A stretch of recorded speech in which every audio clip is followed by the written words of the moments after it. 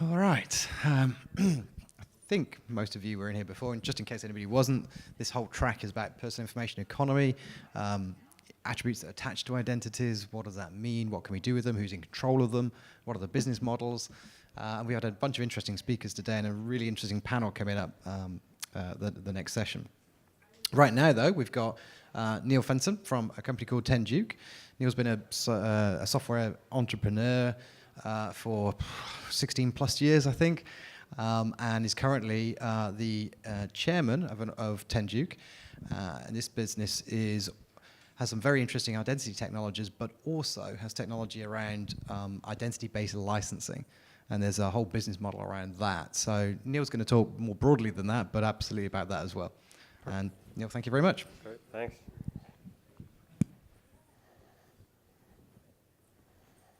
Fantastic, thank you very much, Giles. And thanks for having us. So yes, as Giles mentioned, I'm executive chairman of a company called 10 Duke. We are based in London, in the UK. I'm Canadian, so I've just migrated across the pond, so I'm confused. I'm probably halfway across the Atlantic. And to add even a little bit more confusion, our R&D and efforts are done out of Helsinki in Finland. And that gives us a slightly different perspective on the world because Helsinki, of course, has been networked since the early 90s. And when I started working there, which was in early 2002, everything was online. Now today, we think of everything online, but the Finns were thinking of online back in 2002, and I think one of the first things I did when I got there, because it was so cool, was I ordered a Coke from a Coke machine using my SMS text messaging.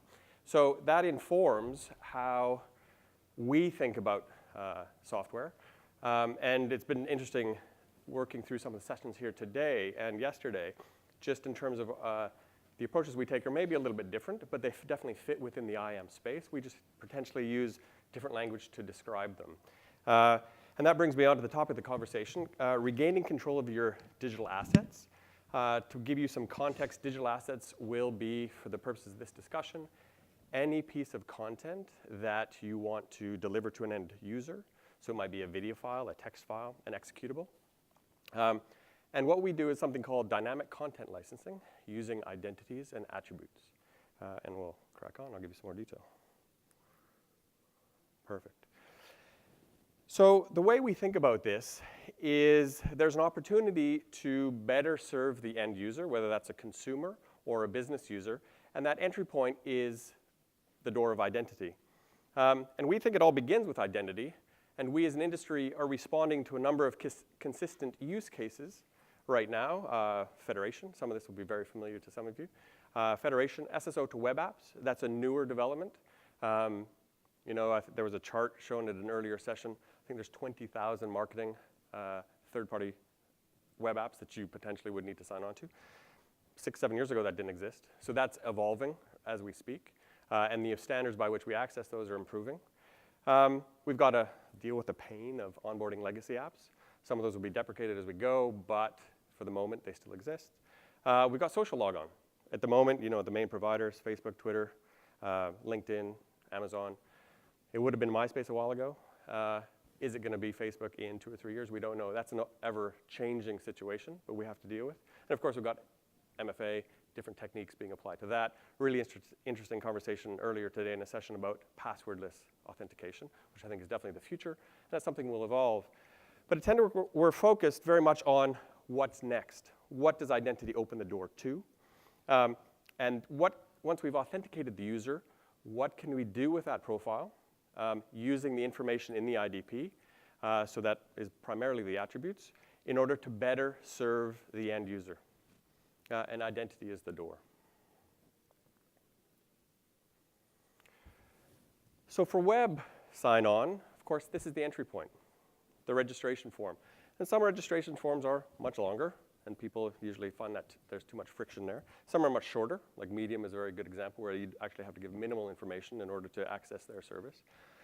But for all intents and purposes, this is the entry point to the conversation that you as a web service provider are having with the end user. And so it's very important. It's something we all take for granted, but we really have to think about it from the purpose of providing a very good end user experience. And that applies whether it's a D2C proposition or a B2B customer. Increasingly, B2B customers are being asked to sign into a web portal. Some of those are really boring anodyne login portals. They shouldn't be, because that's the beginning of our journey with them. And as we mentioned, authentication itself still has tons of challenges which we're sorting out, but then the question becomes, what's after that authentication process? And the exact form of authentication is changing, but where are we moving with the consumer after we've authenticated them? So of course, we may take this for granted now, and this is a fairly informed audience, and you might be accessing your CIS application on your phone right now, you might be browsing to the website. We take the fact that we're all digital beings for granted, but the vast majority of the population is still moving on to that. Millennials are much more familiar with digital, and in effect, we're all now digital beings. That exists whether it's our personal life and we're accessing Facebook, whether we're sharing photos of our kids and our family and our most recent holiday with our grandparents, or whether it's in B2B. And of course, this is something, a theme that's been touched on earlier at this conference. The consumerization of technology is changing expectations about how we're interacting with services. And so what we see in the D2C space, so the simplicity, I would almost say elegance, of, say, a Google account, we're expecting that in the B2B space as well. And there's no reason we shouldn't deliver it. So simple, clean UIs. And more importantly, web accessible from any device, right? If I'm logging into my tablet or my Android phone or my laptop, I want the exact same experience. Okay, the form factor is going to affect it a bit, but there's no reason it should be any different. So my expectations are growing. I'm becoming more demanding as a digital being.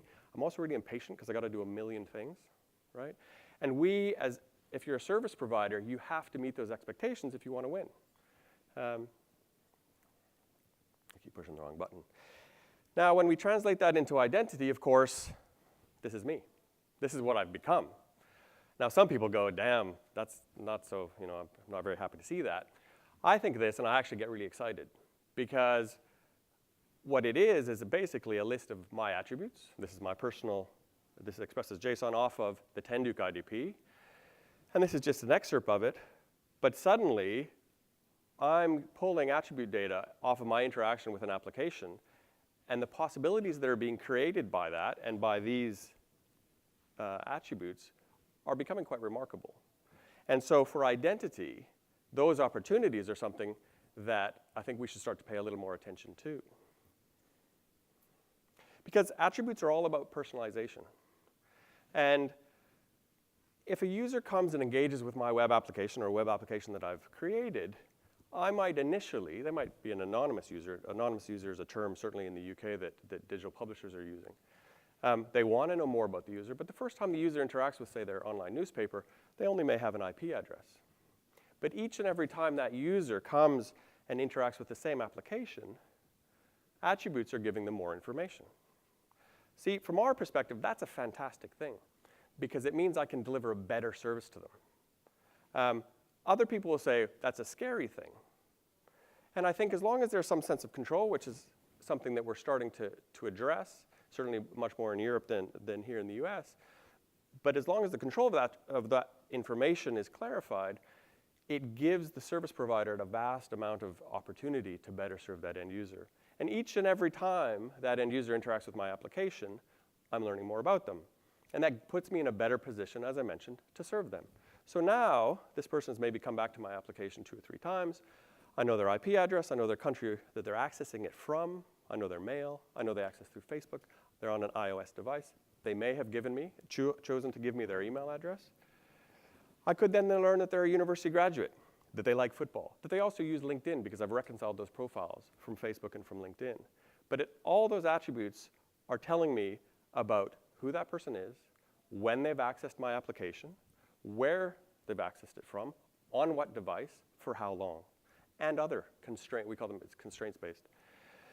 So from that core set of attribute data, we can begin to make inferences about why and what they're trying to do. Now that's fantastic because it puts me in a position to better serve them, okay? And I mentioned every single time a user engages with my application, I'm getting more data about them, and I can better serve them. And in effect, if you go back to that JSON profile I showed you, I am building this never-ending set of attributes against that user for every single time that they want to engage with my application. They may only come once or twice. Others are going to be do repeated visits. But I'm going to learn more about them, their behaviors, and their preferences. And that's a pretty neat thing to be able to learn about them. And I think it's really important that we start to understand the power of those attributes and how we can use them, because the problem space that we exist in right now is getting huge. So this is actually from Cisco. They're something called their Visual Networking Index. And this is the amount of IP traffic being carried monthly, and the projections up until 2019. So right now it's about 88 exabytes, and in 2019 it's going to be 168. And that's IP traffic. A lot of it's video, but it's growing. And as the world increasingly moves online, and more business, I mean, if a business isn't online now, at the very least if they don't have an email account, they're probably not in business. More and more of their products and services are going online. And so that is what is driving that flow of information. And the problem gets even bigger when you think about the devices that we have to connect. So if I have an application that I'm delivering to the end user, he or she may have 2 or 3 or 4 devices. I mean, today, there's just under 20 billion devices connected to the web. And in 2019, there's going to be just under 26, 27 billion devices. Multiple devices per person, obviously. But if we are delivering digital assets to those users, boy, that's pretty hard, because there's a lot of things we need to be able to put into the mix to deliver a consistent user experience from 2 perspectives, and I'll get onto what those 2 perspectives are. So here you have the users at the bottom of this image, and you'll have them accessing different types of content off of running different OSs. And some of those digital assets will be audio files, video files, text files, exe files. And each one of them has their own peculiarities. I don't know if any of you have ever worked in video, but video is amazingly, remarkably difficult. So you may think there's an AVI file, you may think there's a WMV file, and there's an MP4, and they're all alike. They're not. There's something called a container format. And what goes into that container format can vary dramatically. And so all MP4 files, for example, are not the same. So you may have a device that in theory plays MP4 files. Well, it doesn't. So that's just one snippet of the challenge of delivering content expressed as an MP4 to supposedly a compatible device. And then when you add in the licensing terms on which that content owner is trying to deliver it to the device, boy, it starts to become pretty difficult. So how do we map it? How do we map people to devices, to content, digital assets? Because we have this challenge that everything should be accessible regardless of the device you're accessing it from. Because our end user expects that. And if they don't get it, they're gone.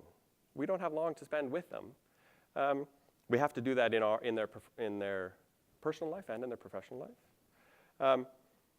And so we as professionals in the software industry have to meet those expectations if we want to be good at our jobs, and we also want to stay in business. So what we end up having to do is structure that growth. Seems very logical, a little bit more difficult to deliver in practice. But this is what identity-based licensing is all about. It's connecting people to the services they want from the devices they prefer. And here's the second part of the equation, according to the commercial terms that they have agreed with the supplier. If I'm a content provider, I might give it away for free. That's my call. If I have faith in my business that I'm going to somehow create value, fantastic.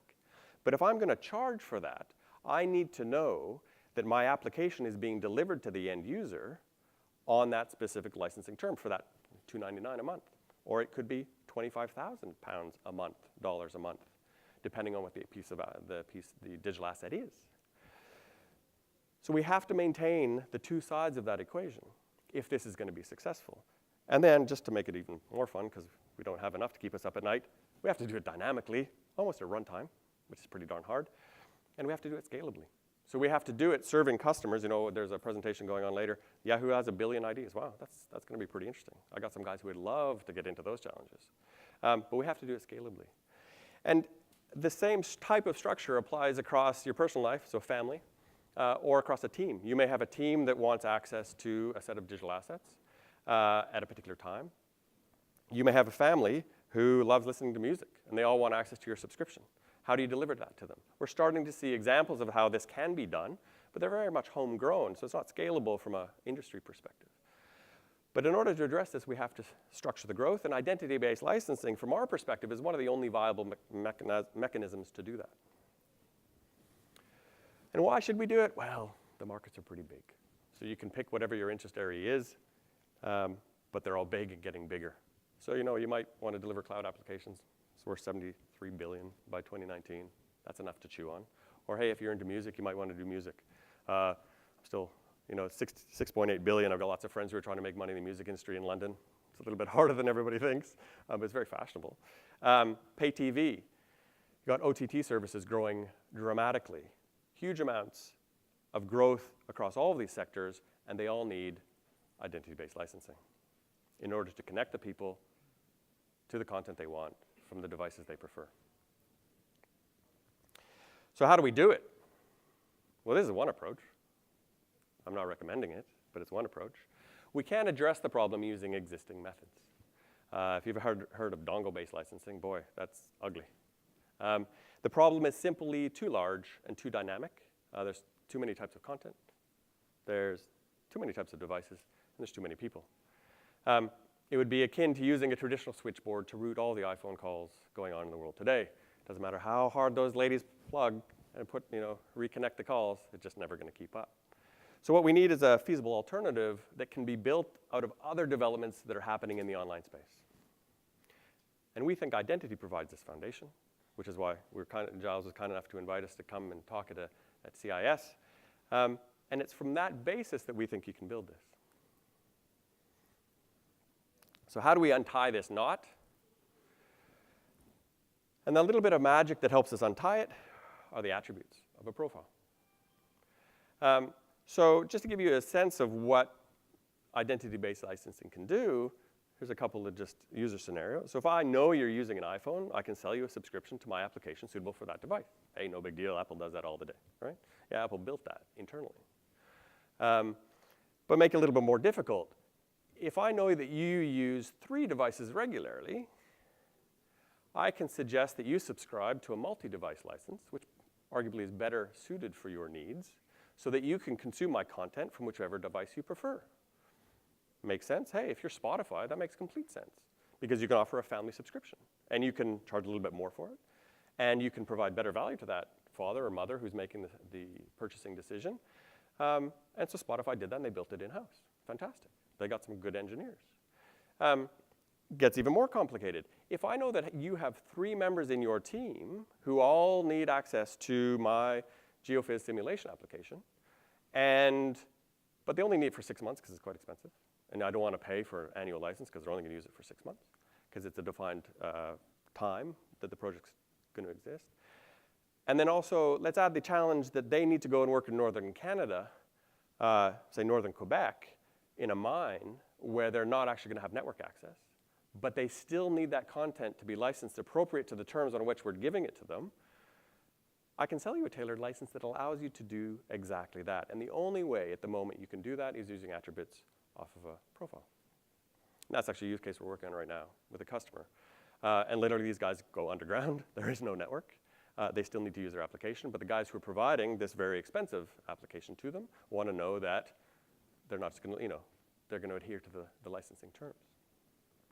And again, the reason we can do all that is because of the specific attributes. So the possibilities that are created by the attributes on our profile are immense. So then we have to think about, going back to how do we build this, we need to think about the pillars we can build it on. So I don't know if any of you have seen this image before, but this is actually something called the Basilica Cistern, which is in Istanbul. And it's a funny story about this. I was actually on holiday and came across this and went down. And it's an underground water cistern built by the Romans. The funny thing is, it was forgotten. And a French engineer was in Istanbul in the 19th century, and he saw these people in Istanbul throwing their garbage away. And they just went and threw it down a hole that was kind of off the side of the street. And he was like, why are you throwing your garbage in the hole? And they were like, well, it's the garbage hole. That's what you do. You throw your garbage in the hole.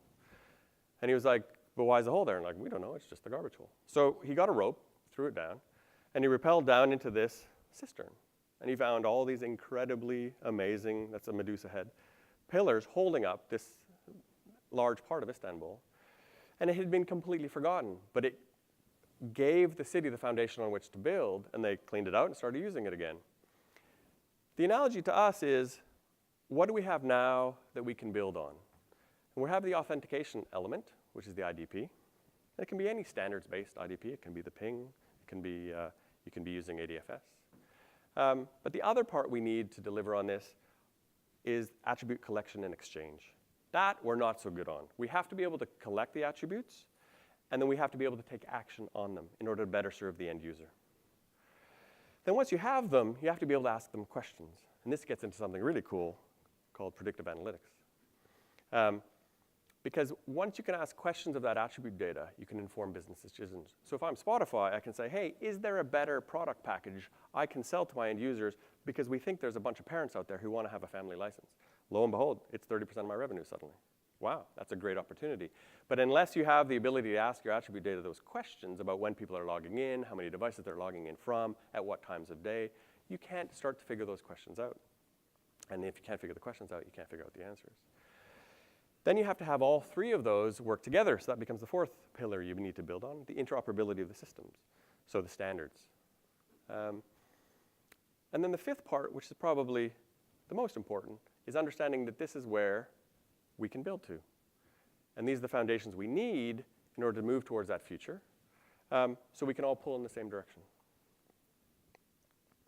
So what's happening at the moment? This is already in place. The most elegant example is, of course, Google and the Google account system. They do a beautiful, they don't call it identity-based licensing, but it's a beautiful solution. Can you go to Eric from Google and ask, hey, can I license that from you? No, it's homegrown, specifically for their needs, and they do a very good job. Yahoo, not so good, which is partially, arguably, why they're in a little bit of trouble. CPMs Google can get are much better in a post-cookie world than Yahoo can, because they don't have as much detailed attribute data on their end users. So CPMs are much lower, so Alibaba becomes their biggest asset. Spotify, as I mentioned, does a great job of delivering tailored subscription packages to different types of customers in order to monetize their revenue. Microsoft is moving in this direction. Microsoft Account, they have more of a legacy, if you will, to shift, but they're starting to do a great job. And Netflix is addressing this, again, calling it slightly something different, but they have to address with password sharing. That's their biggest issue. There's reasons they haven't addressed it thus far in order to spread popularity of the service, perhaps.